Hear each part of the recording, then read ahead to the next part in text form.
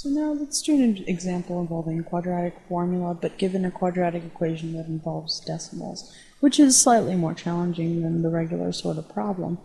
So let's say I give you 0.01 times x squared plus 0.06 times x plus 0.08 is equal to 0. Now, I mean, the quadratic formula is nasty in itself. This is just doubly so. So we want to make things a little bit easier so we can do the quadratic formula if we need to. So what I'm going to do, I'm going to multiply this whole thing by 100. And what this is basically going to do is, remember what happens with decimals when you multiply by 100 is that it pushes the decimal point 2 places to the right. So it's going to do it for all these three. So our new equation is going to look like 1 times x squared plus 6 times x minus 8 is equal to 0. Again, 0 times anything is going to be 0. So let's rewrite this so it looks a little nicer. Now, whenever you have a quadratic equation, you should try to factor into whole numbers because factoring is the easiest method as opposed to doing the quadratic formula. So let's see, can we find two numbers whose product gives you negative 8 and whose sum gives you positive 6? I'm not finding anything, are you? Nah. Alright, so now since we couldn't factor it, we should use the quadratic formula.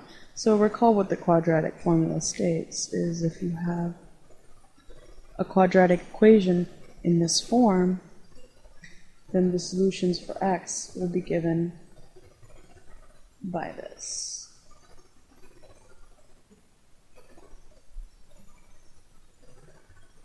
So now, in this case, equating the coefficients here to the coefficients in the example, a is equal to 1, b is equal to 6, and c is equal to negative 8.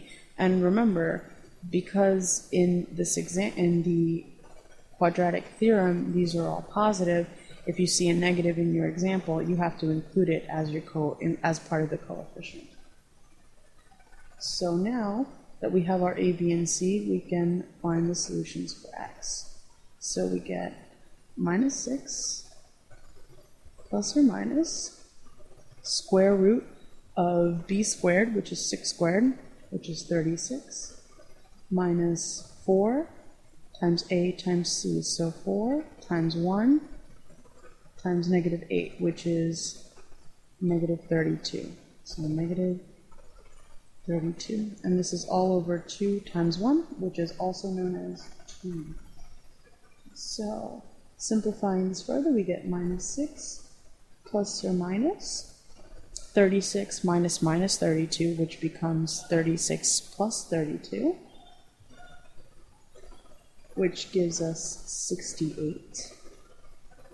And this is all over 2.